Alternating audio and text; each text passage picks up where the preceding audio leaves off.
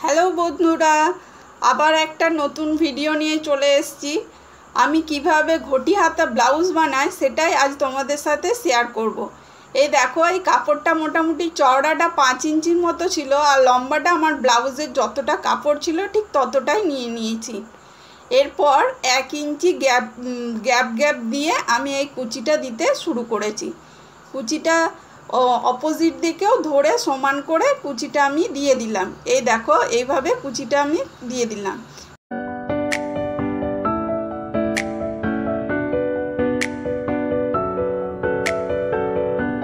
এরপর আমার যে বর্ডারটা ছিল, বর্ডারটা ওর সাথে অ্যাটাচ করে নিলাম, আর ওপর দিকে একটা চাপ সেলাই দিয়ে দিলাম। আর ব্লাউজের যে হাতার লাইনিংটা সেটা আমি আগের থেকেই কেটে রেখেছিলাম।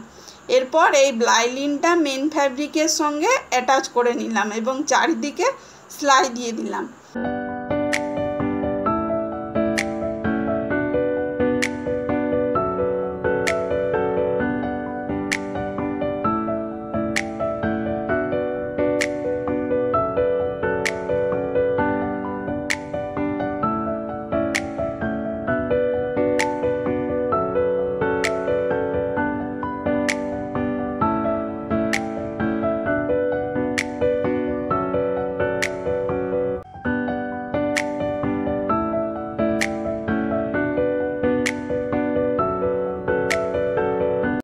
আমার সেলাই দেওয়া কমপ্লিট হয়ে গেছে।